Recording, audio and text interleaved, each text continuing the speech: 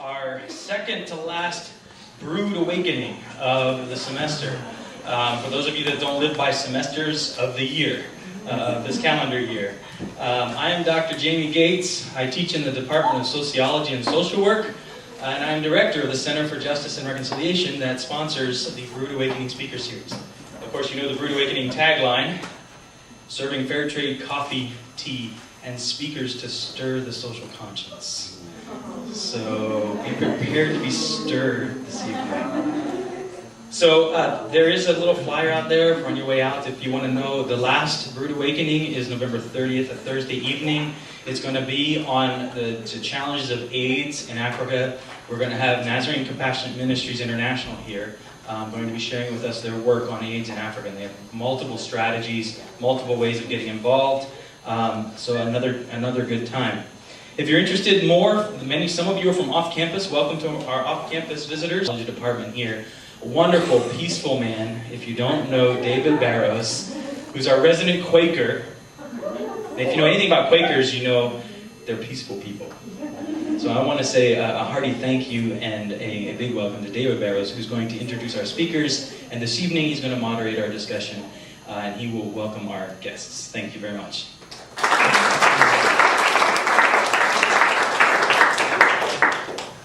Good evening. Can you hear me all right? Okay. This evening we're going to talk about immigration and border issues. And if you paid attention to the news in the last year, you know this has been a very topical issue. It's a dilemma in our country. I mean, we're a country of immigrants. Everybody who's here came, or their ancestors came from somewhere else, even the American Indians.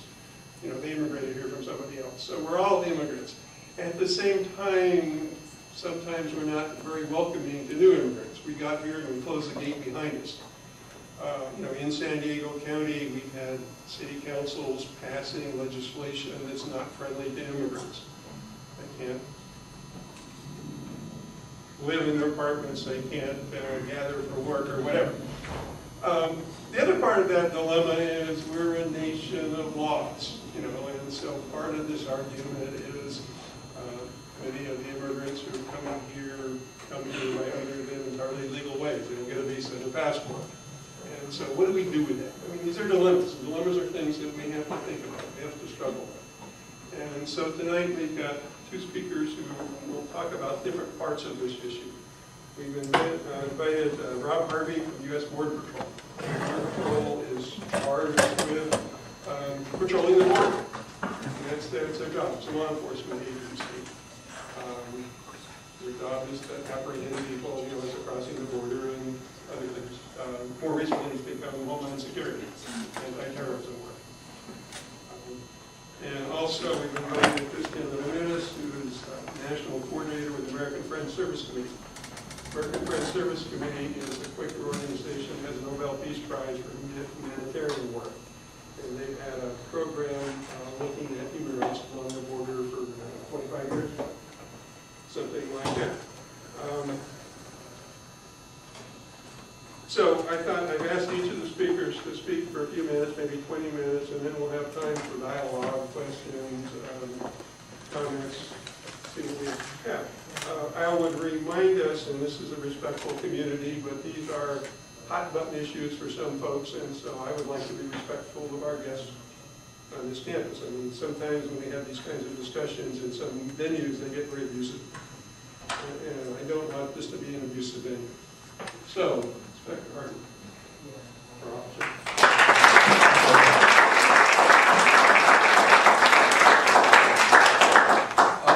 Thanks for having me here and letting me talk about the Border Patrol here in San Diego. Mr. Barrows, thank you for inviting us. And to all of you here, I'm glad you were interested. I just wanted to give you kind of a brief overview of what the Border Patrol does here in San Diego. Essentially, the Border Patrol is a national entity. Our job is to protect America. We do our job every day by trying to remain focused on our primary mission, which is the prevention of terrorists and terrorist weapons entering our United States. We continue to perform our traditional mission, which most of you are probably more aware of preventing the entry of illegal aliens, smugglers, narcotics, drugs, and other illegal contraband. We're utilizing smart border technology, and later on in the discussion I can get into a little bit about what smart border technology is. Intelligence-driven operational planning, so we're not just out there running amok, we're basing it on things that we see in intelligence. Coordinated border enforcement, trying to reduce crime in the neighborhoods that we patrol. And focusing on these objectives is helping us to achieve our overall national border patrol strategy of gaining, maintaining, and expanding operational control of our nation's borders. Okay, here, more specifically in San Diego sector, we are responsible for 66 linear miles of the border with Mexico, 91 coastal miles, and if you take that and square it out, it comes to about 7,000 square miles of land that we're responsible for just here in San Diego. So it's a lot of area. The sector employs over 1,600 agents, and they range anywhere from brand new recruits right out of the academy all the way up to our chief patrol agent, deputy chief patrol agent at our sector headquarters. We have 8 stations total in the San Diego sector. 6 of these stations pretty much are along the border. Right here, 2 more, northern San Diego County, San Clemente. I don't know if any of you guys make it up to LA very often, but there is a checkpoint on the 5 going north, and then there's another main checkpoint on Interstate 15. Okay? The terrain in San Diego area is probably the most diverse in all of the Southern Border Patrol as that goes. It ranges from flat urban areas to rugged, desolate mountains. So any type of terrain that you can experience on the border, pretty much anywhere from here to Brownsville, you're going to get that type of terrain here in San Diego. As far as how we patrol it on foot, in four-wheel drive vehicles, and that's probably how you see most of it. But also, we have boats that we patrol off of the coast. We use helicopters to patrol. We also use ATVs. And then, of course, the old school traditional way at horseback. We've got guys that ride horses still here in San Diego. And actually, those are some of the most effective agents that we have out there. Horses are really quiet, believe it or not. So, infrastructure improvement projects. The fences. I'm sure everybody's got fences on the mind, walls on the mind. Okay. Well, improvement of those infrastructure projects is key to helping us here in San Diego. It's key to achieving our overall goal of gaining control. But it's not just the fences, and it's real important that everybody here understand that. It's not just the fences. It's also technology. It's also personnel. And I'll get into that in a second, a little bit about that. But we, like I was talking about with the technological resources, the sensors that we have, kind of Vietnam era sensors, but they still work. We also use remote video surveillance cameras to keep an eye on things. Stadium style lighting. If you've ever been down towards the border, you can see that it's lit up like a Christmas tree down there at night. Also, all-weather roads, trying to increase our access to the border by using all-weather roads, improving the type of roads that we drive on. And all of this assists in our enforcement efforts to ultimately achieve a border that is both secure and safe. Again, gaining, maintaining, and expanding operational control of our nation's border. We plan on doing that through the use of the right combination of personnel, technology, and infrastructure. And I can't really stress that enough. And you just hear so much focus on fencing. That's only one part of the total strategy. The infrastructure is not just fencing. Like I said, it's roads. And different types of fencing, if you will. Some of it's not fencing, so to speak. In certain areas, it might be what looks like a fence, but it's really like a vehicle barrier. Okay? That's all part of the infrastructure. Talking about the personnel. We're on a huge recruitment campaign right now. I'm sure you've heard that the Border Patrol has been mandated to hire 6,000 new Border Patrol agents. And I think that's by the end of 2008. So that is a daunting task that we've undertaken. We also have the National Guard. That's been in the news. The National Guard is out there, and I have to definitely put out here right now, the National Guard is not on the border arresting people.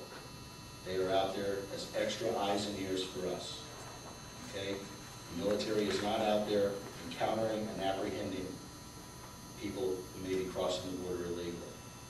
They're watching them, and they're telling us about them, and then the guys in green are going out there and getting them.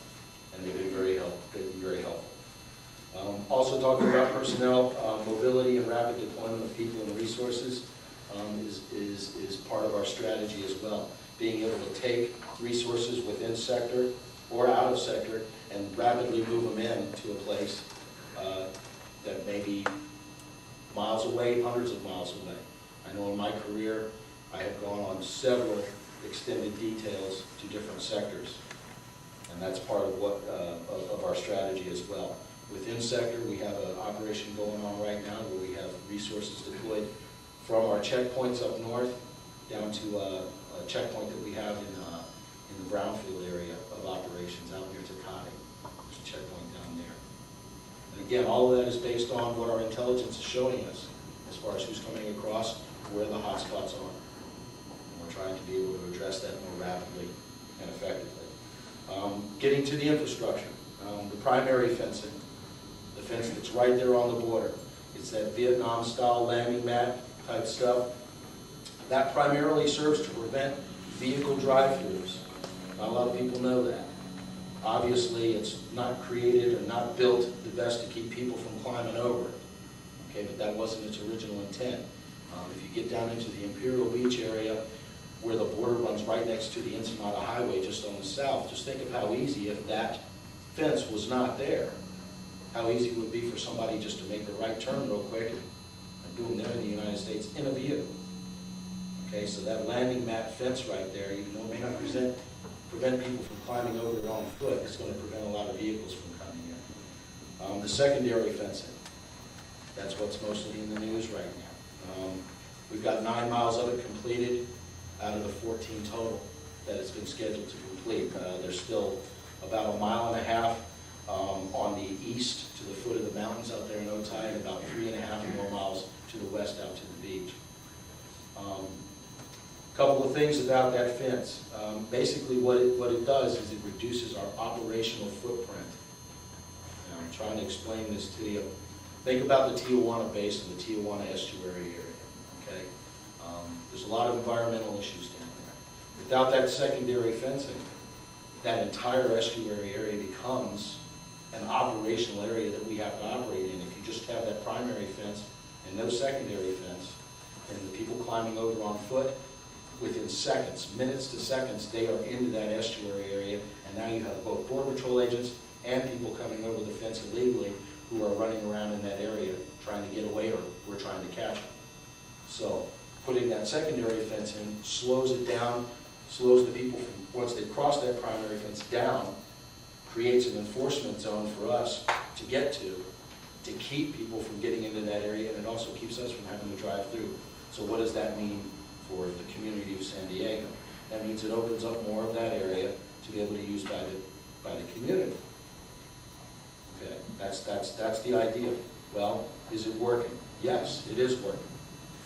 Look at the construction that has gone on down by Virginia Street. Everybody familiar with where Virginia Street is down by the border? Okay. Well, it's a street that runs literally right off of the levee. There's a levee. Well, that entire area was an operational area for us before there was that secondary fence. There was no construction down there. There was nothing. Well, now you have the Mall of the Americas down there. Neiman Marcus has a store, a stone's throw away from the border. That would not have been possible without that secondary fencing.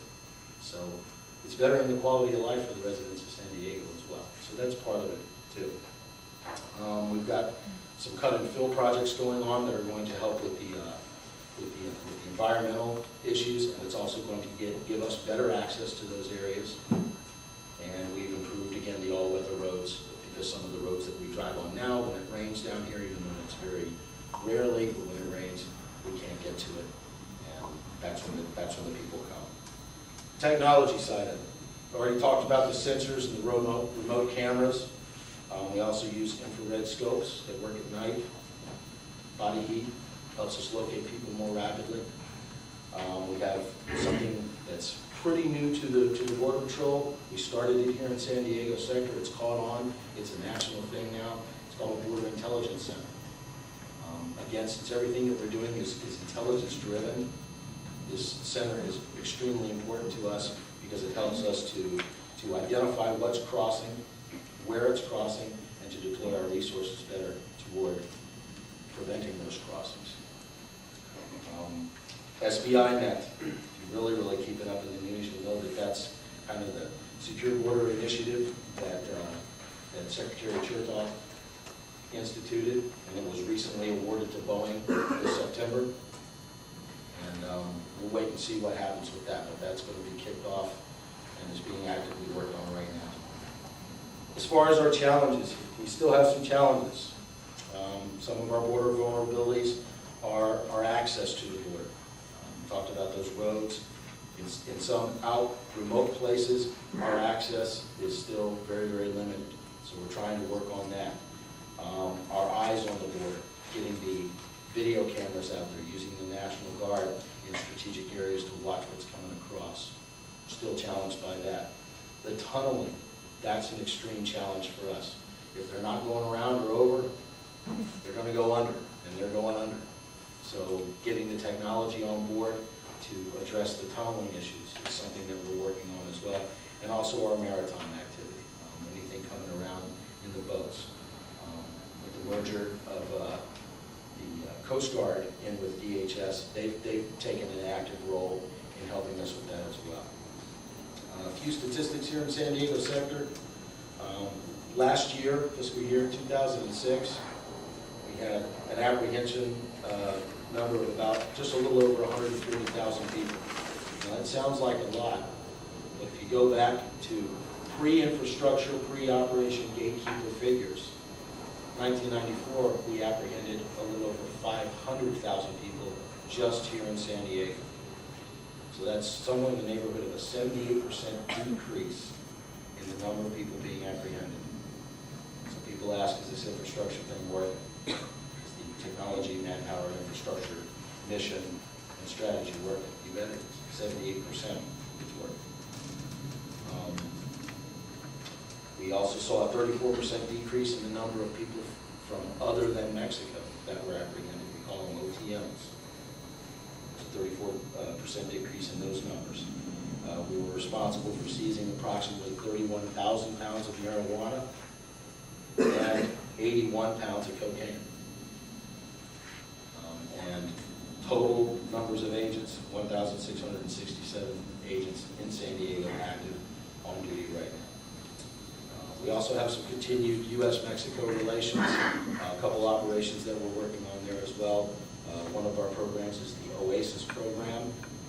It identifies foot guides and smugglers of aliens, the coyotes, if you've heard that name in the news. If we can't get them prosecuted here in the United States, we're working with the PGR, which is the Attorney General of Mexico, to get them prosecuted in Mexico and get them put in jail over there.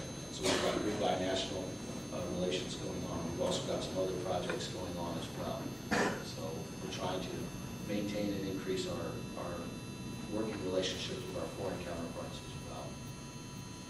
So overall, that's really what goes on here in San Diego. That's what we do.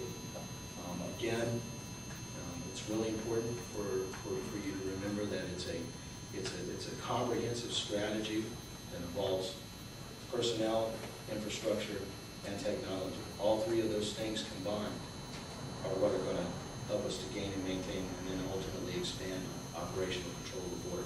And the fences are just one little part of that. Okay? So I look forward to your questions. Thanks for listening.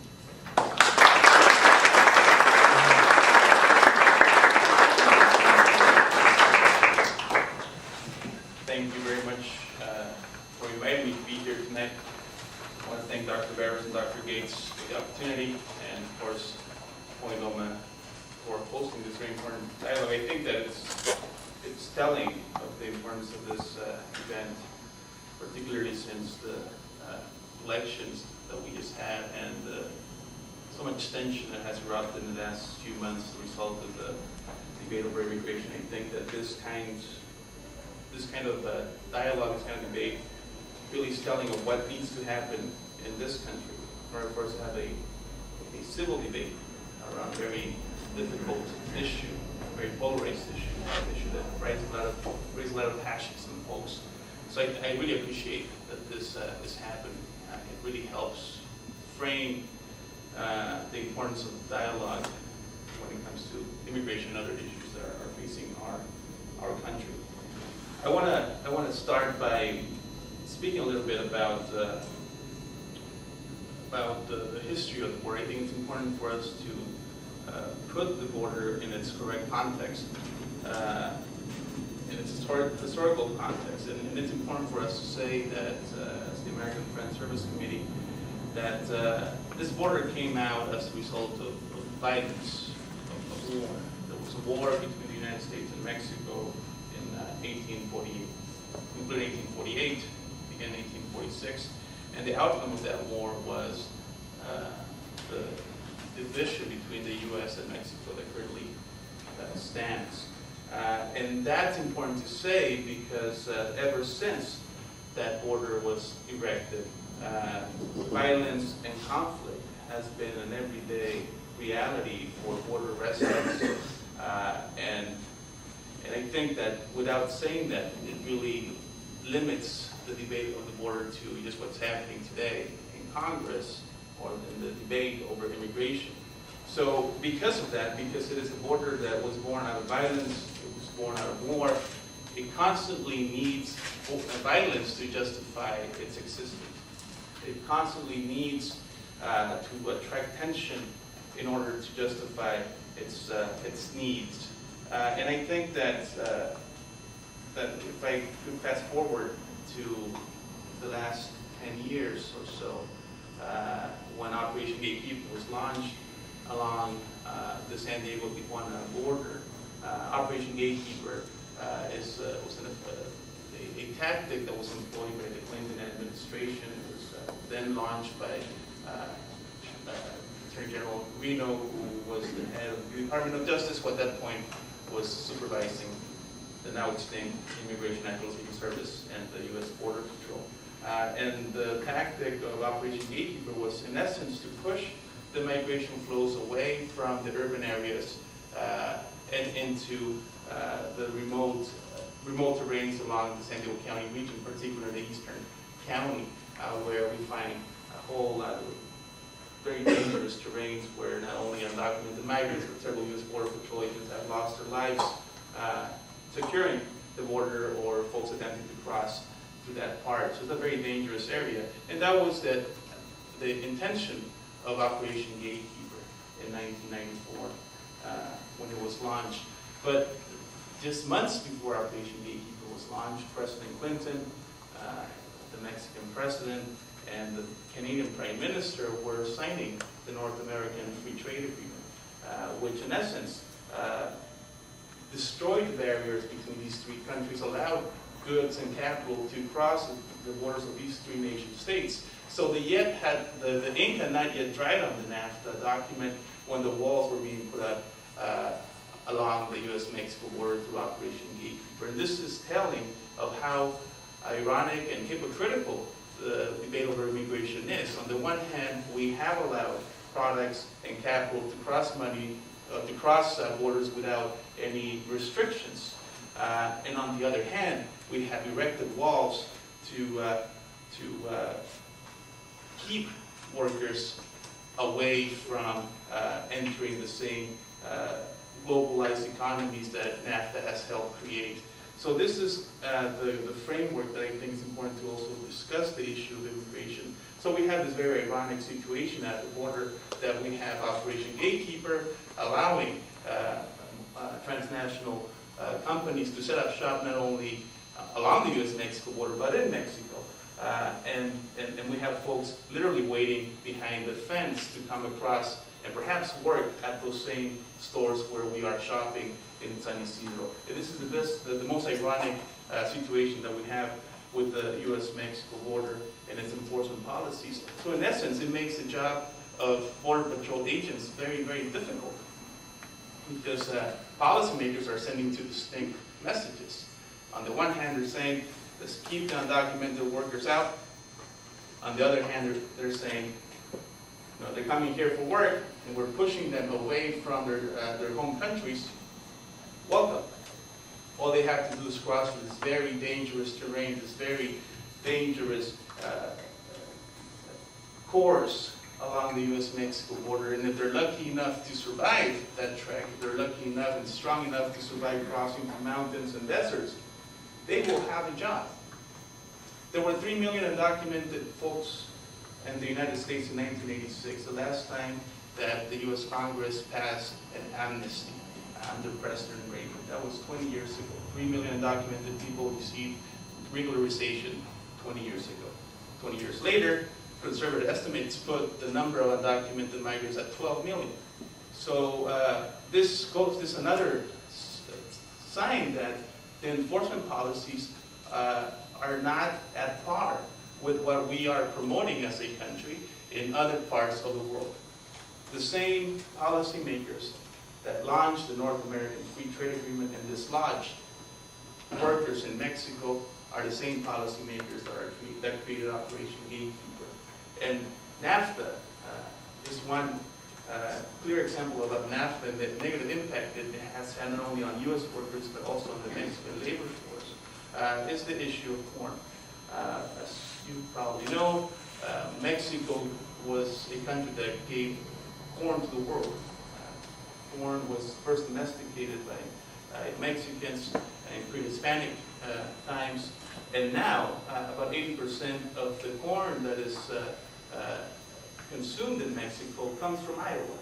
It comes from here. And this is one of the biggest contradictions, because folks that in the past depended on growing corn in their home countries and their communities, in Mexico in particular, had to sell those plots of land because they could not compete with the corn that was being imported into Mexico as a result of the North American Free Trade Agreement. Those are the folks who are now perhaps coming to work in the fields of California, or even perhaps in the fields of Iowa, picking the corn that their families are eating in Mexico. And that's one of the biggest ironies that we're facing here. So, in essence, what we're saying as the American Friends Service Committee is that we have to allow workers access to the globalized economy, just as we have allowed products and just as we have allowed money. If we've allowed money and products to cross borders with complete safety, with no barriers, with no tariffs, why cannot we provide that same right to workers who are here to produce, who are here to work, who are here working in jobs that many of us will not work in? And that is a true case. We have been working with farm workers in the state of California for many years, and we know that farm workers in this state have traditionally been immigrant workers, not just from Mexico, but from the Philippines and other parts of the world. So what's happening currently, particularly in the last few months, the debate over immigration completely degenerated and became very polarized. Dialogue was destroyed as a result of folks in the House of Representatives who were not willing to sit down and dialogue about how can we really address this very complex issue. It is not an easy issue to resolve. There are issues of sovereignty. Of course, the United States has the right to protect its borders, but we also have to raise the concern of what cost can we protect the rights of the United States, and what is the cost of our sovereignty. 4,000 migrants have lost their lives attempting to cross this border since 1994. That has been the cost of our border policies. That is the human toll. We believe, as a humanitarian organization, that is a very high cost to pay for our policies along the U.S.-Mexico border.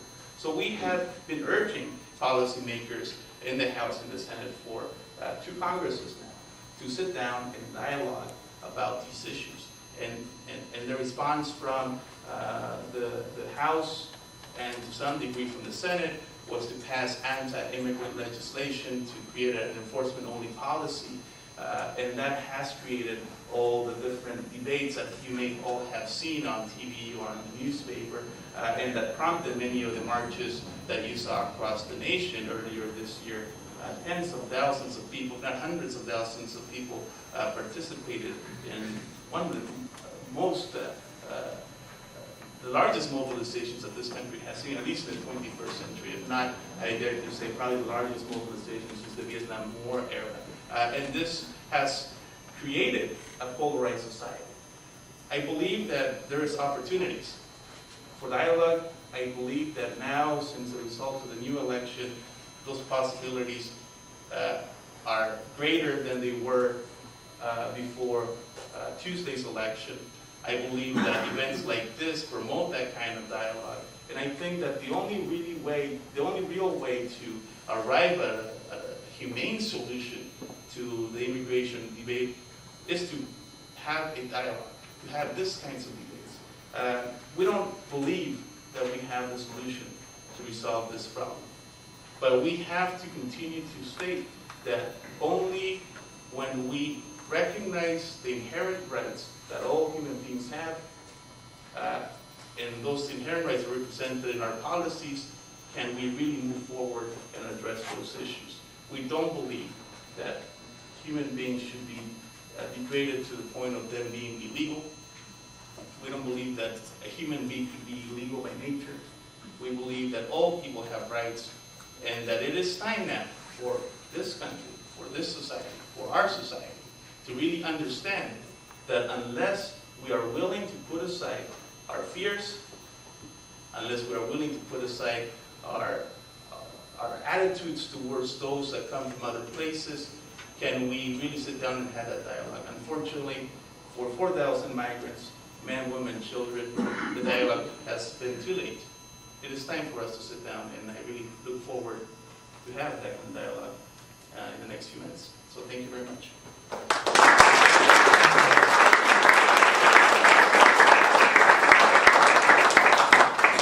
right, thank you. Do we have questions for our speakers, comments? All right, I'll start with one. You mentioned the deaths along the Mexican-American border. I've heard critics charge that our policy is quite racist and that it focuses on the Mexican border, not the Canadian border. We're not building a fence on the Canadian border. Why not? I don't know. I mean, again, you told me, and you're right, that you're not discussing policy, but at least that's one issue around here.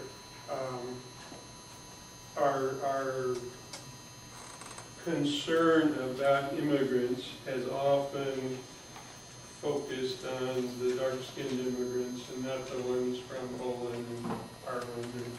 And we have a pretty good number of undocumented immigrants from these countries too. I went to graduate school in Berkeley with a fellow student who, after I knew him for a year, I found out he was undocumented from Ireland. So a lot of people come here. The last data I saw said half of immigrants who are here undocumented come legally. And they come on a tourist visa, student visa, business visa, and just overstay it and go home. All of the 9/11 terrorists that come here on student visas, I believe. If you're coming here on a student visa and you get married, your student visa is not any good anymore. So I've had students here on this campus that no longer have a valid visa because they got married. So our policy is really complex. And again, it's complicated. It has costs on human beings, and I guess as a Christian campus, we should think about what are the costs of our fellow human beings. How do we treat our fellows Talking about cost, what's been the cost of the 14 miles that has been set up? Well, essentially, like I say, basically $34 million has been expended in its construction so far.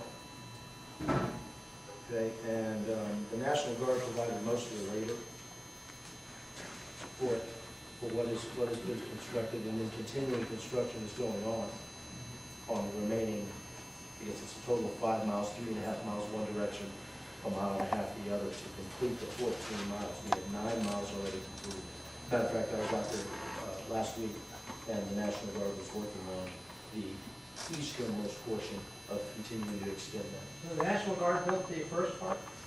The National Guard was responsible for the labor involved in actually putting up the majority, not just the secondary fencing, So but the before the primary National Guard fencing. was called in, they were already here working, building the... Oh, yes, sir. The National Guard has been part of our operations in some shape or fashion for many years. They've definitely been part of our counter-narcotics operation since the late 80s, I believe. Sir, what is the priority? Is the priority stopping drugs and homeland, terrorists, or is the priority stopping migrants? Our primary mission is preventing terrorists and terrorist weapons from entering the United States. Okay, now, we are accomplishing that primary mission by continuing to do our traditional mission of deterring and apprehending illegal immigrants, narcotics, drugs, contraband. That's always been part of our traditional mission. But our primary focus, now with DHS especially, is the prevention of terrorism and terrorist weapons from entering the United States. Well, then I have a question for Mr. Ramirez. Then how can you reconcile, the human rights aspect of this with what they're trying to do? I mean, I don't think you or any of us are against security of the country or keeping terrorists out. How can we reconcile both the migrants need to come in and I understand what you're saying about, a free trade zone where capital and money can move freely, but labor cannot. So the first question I have for you is, how does that work in Europe? I mean, they have a free trade zone. Do they have borders between the countries, or? Well, I'm not too familiar with the European example. I know a little bit about it. I do know that there was an economic development by, particularly from Spain and Portugal. And I know that before Spain and Portugal joined the European Union, that there was about 10 years of investment in ensuring that those economies came up to par to a stronger economy than Germany and France, in order to first develop those countries and then consider joining the European Union. And as a matter of fact, the first thing that the European Union debated was the issue of labor movements within the UE, which was a topic which is completely excluded from the NAFTA documents. NAFTA has never looked at labor movements, and I think that that's a contrast. There are, of course, differences between the European example and NAFTA, particularly because of the underdevelopment of the Mexican economy. But I think that the two things that we have had concerns for, one primary thing that we had concerns when the Department of Homeland Security was created, and it kind of engulfed the Border Patrol and other agencies that customs and other agencies that secure the borders and the ports of entry, was precisely this issue that suddenly the immigration debate was linked to terrorism. So these two social phenomena came from the same root. And to us, that was very problematic. We knew that it was going to create the kinds of tensions that we are seeing now. It was going to confuse the American public when suddenly an undocumented migrant becomes a possible terrorist, a possible threat to the nation. And I think that's the concern that we have raised constantly to the Department of Homeland Security, because under the Department of Justice, there was an attempt to dialogue about this there was a sense that there was a need to have human rights organizations, to have local police, to have federal law enforcement sit down and begin to address issues around enforcement and the impact it had on human rights. And that was something that was done. There was a lot of limitations, of course, to it, but DOJ, the Department of Justice, attempted to have these dialogues. Once the Department of Homeland Security entered, that kind of process stopped. And suddenly, the immigration debate became a debate around terrorism. And when you have a society such as ours that is constantly being under fear because of the attacks of 9/11, it is difficult to undo that kind of reality of linking terrorism with immigration. And until we begin to undo that, I don't think that we are going to be having a meaningful dialogue. I think that it is not okay. It is not okay to say we are here to stop, as a society, to stop terrorism by targeting workers. And I think that that's just sending the wrong message around what is really our policy on immigration and on terrorism. If we have most of our border patrol chasing after undocumented migrants when they should indeed be making sure that there are no attacks to the United States, and I think that it's a big fault of policymakers when they put law enforcement personnel in this very difficult situation. I was curious of like the 150,000 people or so that you said you apprehend every year. What are the people that, like, is it mostly people smuggling drugs in, or people just trying to come over to work? Well, every single person that we apprehend, utilizing some new technology advances that we have, every single person is identified through the use of fingerprint technology. So when we encounter an individual, we don't know what their purpose is for being until we encounter them first off and can actually get them, and then run some background checks on them and find out what they have in their background. This is accomplished through the use of a fingerprint identification system we call IAFIS. I can tell you that the vast majority of people that we encounter make a choice to return to their country voluntarily. Now, we call that voluntary return. Now, the voluntary return is only available for contiguous countries. So anybody who's other than a Mexican doesn't have that option, simply because Mexico does not want to be receiving a Honduran, for instance, into their country. Their country has sovereignty just as ours does, and that would be an illegal alien in their country, so to speak. Okay, so we have different procedures for those individuals that we encounter, but the vast majority of the Mexicans that we encounter that have entered illegally and their presence in our country is undocumented or illegal, they opt to voluntarily return back to their country.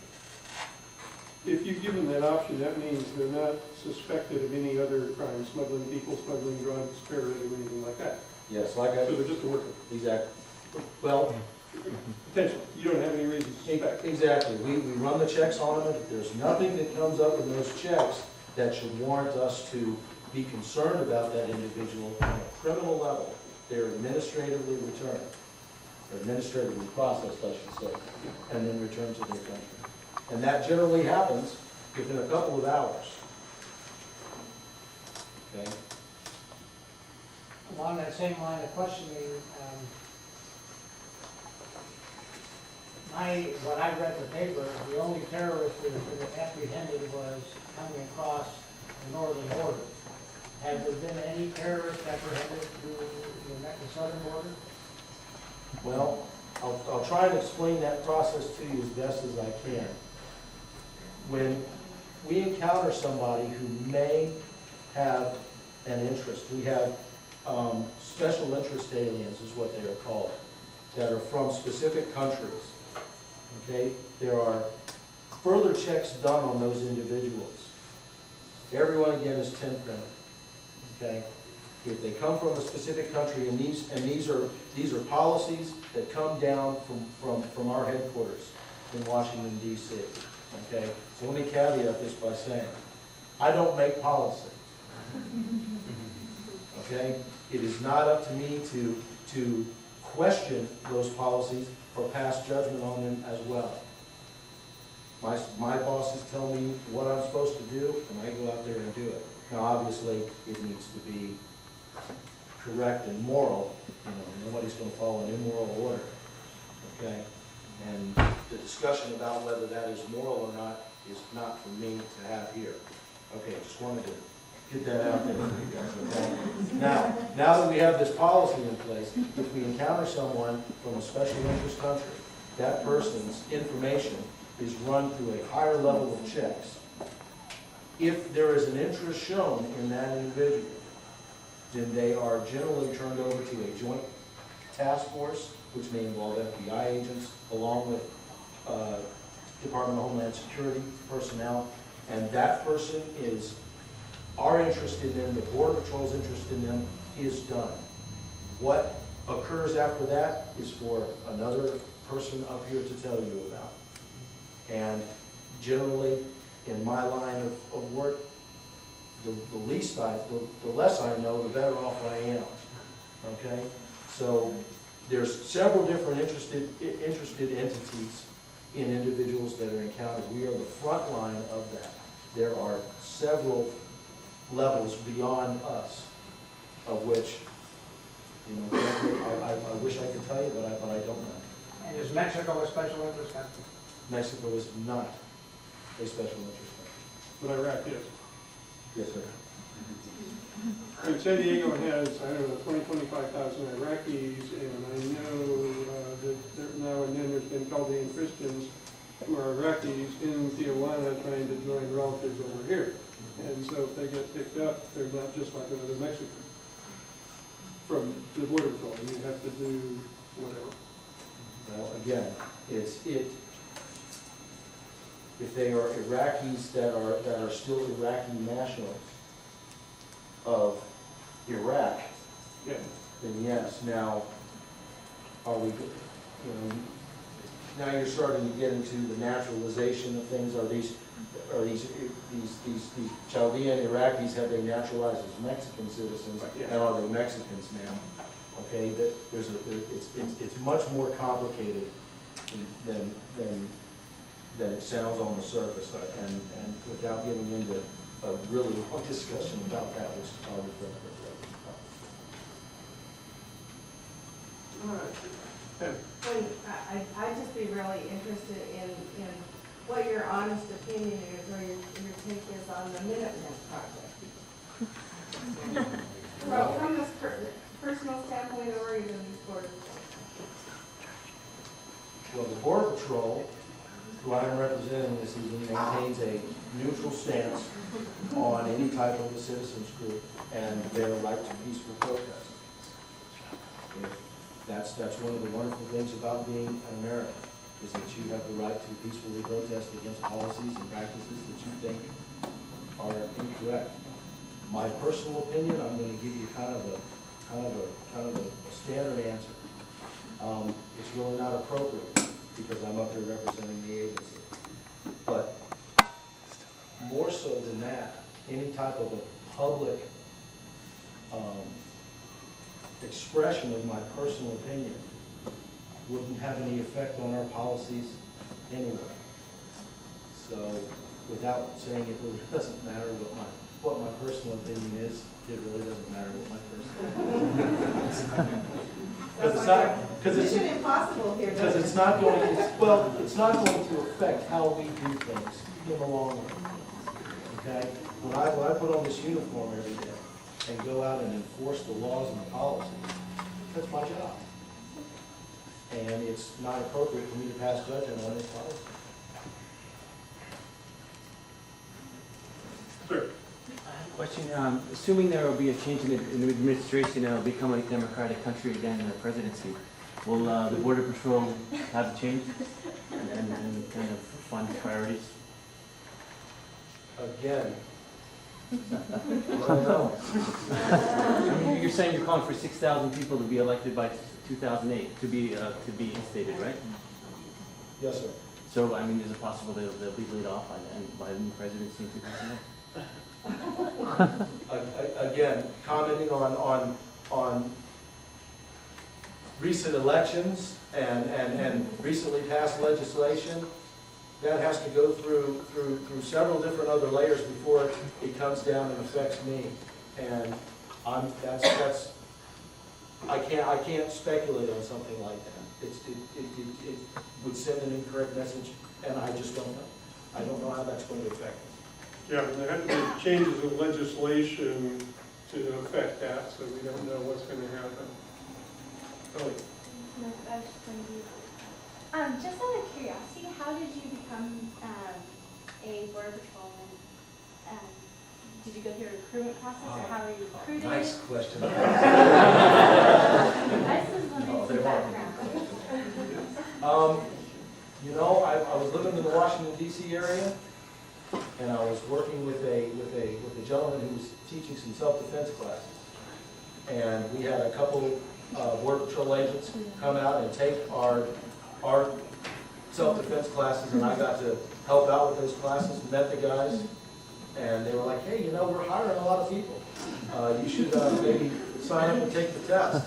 So without going into the whole hiring process, which is a whole nother debacle in and of itself, I went down and took the test, and about a year later, I was standing in Glencoe, Georgia, at the Federal Law Enforcement Training Center going, what have I got in myself? And that was almost 11 years ago. So And what were you doing in Washington, D.C.? Were you just living that's where I grew up. Okay. Correct me if I'm wrong, please. NAFTA protects or encourages, I mean, it's free trade between Mexico, the United States, and Canada, correct? Those three nations.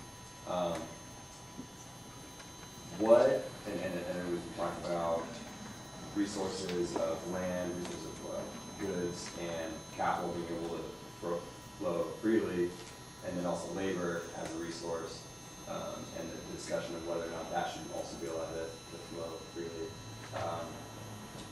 What is the percent, like, what kind of percentage are we talking about of immigrants coming into work, a labor force immigrant, coming from a non-Mexican country?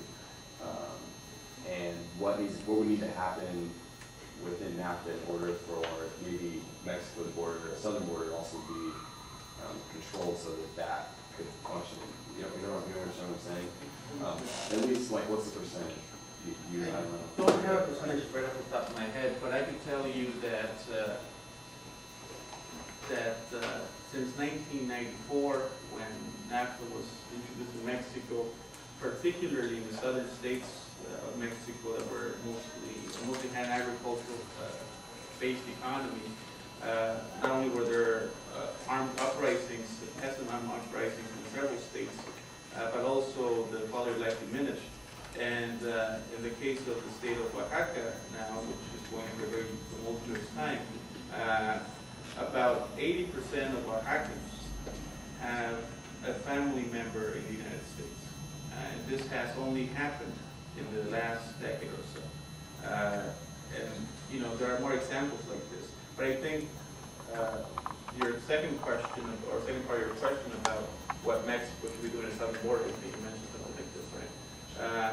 Well, just recently, the same Congress that passed H.R. 4437 that was protested and all these things.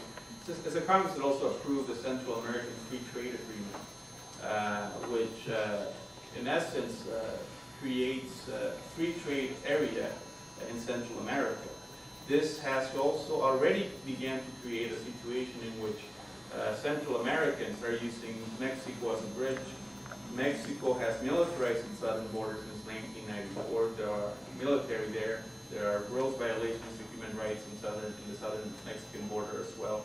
But this phenomena of undocumented migration, particularly from Central America, it's in the next 10 years, we're going to see the ill effects of CAFTA, as Central Americans not only have to cross through a militarized southern border with Mexico, but now have to cross through a heavily militarized U.S.-Mexico border. So If we thought that the situation with the NAFTA created here was a bad situation, I could only speculate that it will probably get worse before it will get any better as Central Americans begin to flee their economies in their home countries as a result of the free trade policies